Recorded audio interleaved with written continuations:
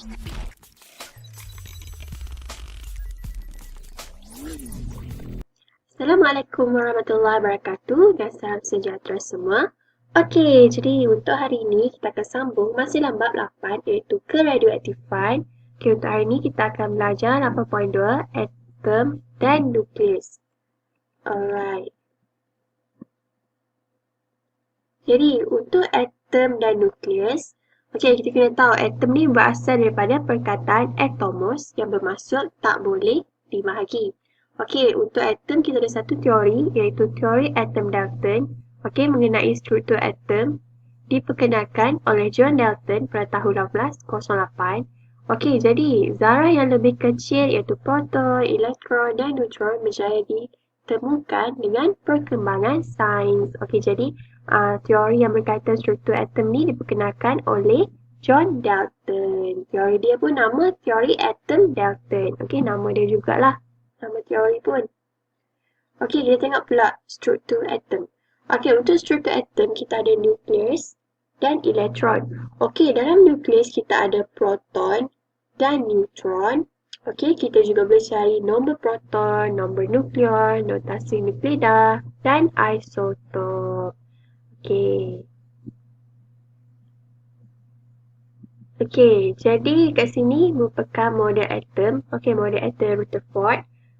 Alright, dekat warna merah tengah-tengah ni adalah nukleus. Okey, dalam nukleus kita ada proton dan neutron. Okey, untuk proton dan neutron ataupun gabungan proton dan neutron kita panggil sebagai nukleon. Okey, gabungan ataupun campurlah proton dan neutron. Contoh, kita nak cari nilai nukleon ataupun nombor bilangan nukleon. Nombor nukleon, berapa nukleon. Jadi kita kena cari nombor proton tambah dengan nombor neutron ataupun bilangan proton tambah dengan bilangan neutron akan dapat nukleon. Okay, jadi dekat luar ataupun kita panggil petala luar kita ada elektron. Okey, jadi kita tengok zarah setiap ni zarah-zarah ni bercas apa. Okey, untuk yang pertama adalah zarah proton. Kita simbolkan sebagai P kecil. Okey, proton bercas positif. Jisim per kg dia 1.7 darab 10, kuasa negatif 27. Jisim relatif adalah 1. Nilai cas relatif adalah 1.6 darab 10, kuasa negatif 9. Okey, untuk neutron ni adalah neutron. Neutron ataupun dia punya simbol dia N kecil. Bersifat neutral ataupun tidak bercas untuk neutron, bukan neutron. Okey, jisim per kg 1.7 darab 10 kuasa negatif 27 masih sama dengan proton jisim dia. Okey, jisim relatif pun masih sama dan nilai cas relatif adalah kosong. Sebab apa? Sebab dia neutral ataupun tak bercas. Jadi nilai cas relatif dia adalah kosong. Okey, jadi untuk elektron ataupun E kecil, dia punya simbol E kecil, okey, bercas negatif. Okey, dia punya jisim per kg 9 darab 10 kuasa negatif 37. Jisim relatif adalah 1 per 1840. Nilai cas relatif sama dengan proton, cuma yang bezanya adalah cas dia. Okey, untuk elektron kan dia bercas negatif. Jadi sebab itulah kat sini kita tulis negatif 1.6 darab 10 kuasa negatif 9. Kena ingatlah proton bercas positif. Macam kita nak ingat proton P positif kan. Positif P, jadi proton adalah bercas positif. Untuk elektron sebaliknya lah. Untuk proton dah positif, elektron adalah negatif. Macam tu je nak ingat. Alright. Jadi dekat sini dia ringkaskan lah. Okey, dekat atom kita ada nukleus. Dalam nukleus kita ada proton yang bercas positif. Kita ada neutron yang tak bercas ataupun dia neutral, bersifat neutral. Okey, proton dan neutron berjisim sama. Okey, maksudnya jisim ataupun berat proton dan neutron adalah sama. Tadi slide sebelum ni kan kita dah beritahu kan jisim dia berapa, jisim per kg. Proton dan neutron adalah jisim yang sama. Okey, jadi untuk elektron pula. Elektron bercas negatif dan elektron sangat ringan. Okey? Bercas negatif dan sangat ringan. Sebab dia, ingatlah macam ni, elektron kan charge negatif. Negatif orang panggil ringan lah. Ingat macam tu je, negatif kerana sangat ringan. Okay. Alright, seterusnya kita tengok pembentukan ion positif dan ion negatif. Okay, atom akan menjadi zarah bercas yang dikenali sebagai ion apabila suatu atom menderma atau menerima elektron. Okey, ion positif adalah kita panggil sebagai cation. Macam mana kita nak ingat cation ni adalah ion positif? Kita tengok, cation kan dia ada T dekat tengah-tengah ni. Okey, T ni bersamaan dengan nilai positif. Kita anggap macam itulah. Positif kan dia tambah kan. Okey, T ni macam tambah. Jadi, untuk cation ni bersifat positif ataupun ion positif. Okey, jom kita tengok macam mana pembentukan ion natrium. Okey. Atom natrium ataupun Na, untuk zarah subatom dia, kita tengok dulu yang pertama adalah neutron. Okey, bilangan neutron kita ada 12. Okey, neutron bercas, neutral ataupun tidak bercas. Okey, tak ada cas, jadi kosong lah.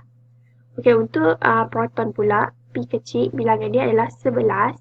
So, cas dia adalah positif 11. Dan elektron pula, E kecil, dia punya bilangan 11, sama macam proton. Okey, dia sama. Okey, cas dia adalah negatif 11. Okey, cas pada atom natrium pada awalnya adalah kosong. Okey, jadi kita buang satu elektron. Okey, kita buang satu elektron ni. Okey, akan jadi kita buang ataupun kita derma lah. Okey, ayat dia kita derma. Okey, dia kan derma dan menerima elektron kan. Kita buang. Kita buang satu elektron, akan jadi ion natrium. Akan jadi Na plus kat sini. Dia ada ion. Dia ada bercas kat sini. Okey, jadi dekat sini tengok neutron masih sama 12, cas kosong. Proton pun masih sama 11, cas positif 11. Tapi untuk elektron dia tinggal 10. Okey, elektron dia tinggal 10 dan bercas negatif 10 sebab kita dah buang satu elektron kan. Okey, jadi cas pada ion natrium ataupun Na plus adalah positif 1. Okey, dekat sini, okey, kat positif ni adalah positif 1. Sebab dia tak tulis apa-apa kan. Okey, dia sebenarnya boleh je kita tulis Na positif 1 plus 1. Tapi kebiasaannya orang tulis Na plus saja. Orang tak tulis plus 1. Kecuali kalau ada 2. Okey, 2 tambah 2 plus. Ion dia cas dia kan. 2 plus ke lagi 2 minus ke yang tu baru kita tulis nilai dia. Kalau 1 kita tak tulis, kita tulis cas dia sahaja. Okey. Alright. Jadi kita tengok pula pembentukan ion negatif. Tadi kita tengok pembentukan ion positif kan. Sekarang kita tengok ion negatif pula. Ataupun kita panggil sebagai anion. Okey. Anion kita tengok untuk contoh pembentukan ion klorida Cl. Okey, klorida Cl ataupun klorin. Okey, klorin Cl. Jadi untuk zarah subatom neutron ataupun N, bilangan dia adalah 18. Cas adalah kosong macam biasa. Neutron adalah bersifat neutral ataupun tak ada cas, jadi kosong. Proton pula kita tengok ada 17. Cas dia adalah positif 17. Elektron kita ada 17 juga dan dia punya cas adalah negatif 17.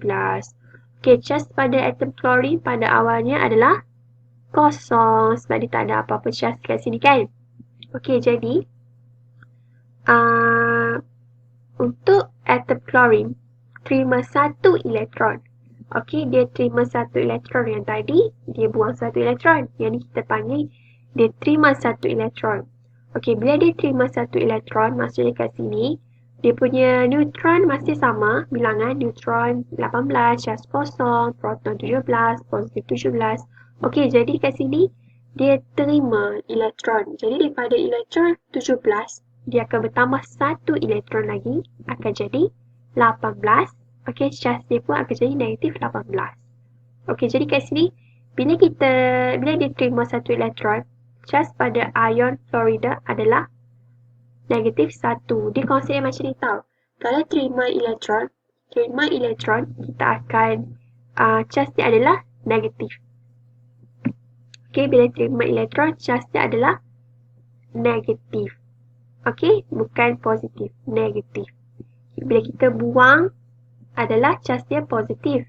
Kalau kita terima satu elektron, okey, bukan kita, klorin, atom klorin terima satu elektron, dia akan jadi nilai dia adalah charge dia adalah negatif. Okey, ion klorida jadi Cl negatif ataupun charge dia negatif 1. Okey, dia nak senang kita ingat macam ni. Kita patah balik kepada ion positif tadi.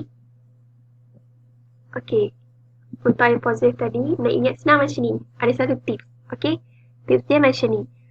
Untuk ion positif atau cation ion, okey, bila kita buang satu elektron ataupun macam kita bahasa senangnya kita menderma. Okey, konsep dia kan untuk pembentukan ion positif dan ion negatif ni, ingat tak?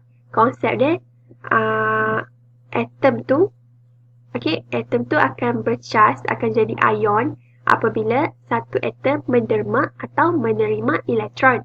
Okey, jadi untuk sini dia buang satu elektron ni bersama dengan dia menderma. Okey, atom neutron ni menderma satu elektron. Okey, bila kita menderma, kalau konsep kita manusia lah kan, kita manusia, kita orang Islam, okey, bila kita menderma kita dapat pahala. Jadi kat situ sebab itulah natrium ni dia bersifat positif. Macam kita dapat pahala positif lah. Macam tu. Macam tu lah senang nak ingat. Bila kita buang satu elektron ataupun kita derma satu elektron, konsep dia buang ni bersama dengan derma satu elektron. Okey, dia punya atom akan bercharge positif. Kita dapat pahala. Ingat senang macam tu je lah. Okey, kita derma dapat pahala. Jadi dia punya ion ataupun dia punya atom ni akan jadi atom ni, atom natrium akan jadi ion dia akan bercharge positif. Okey, charge ion natrium ni bercharge positif. Ingat macam tu je lah, senang. Alright, jadi kita tengok pembentukan ion positif, ion negatif. Okey, jadi sebenarnya itu sahaja yang kita belajar hari ni. Yang pertama kita kena tahu macam mana dia punya struktur atom, macam kita nak melakar atom. Lepas tu kita kena tengok, kita kena tahu pembentukan atom pembentukan ion positif, pembentukan ion negatif. Jadi untuk subtopik ni, dua tu je lah kamu kena tahu struktur atom dengan pembentukan ion positif dan ion negatif.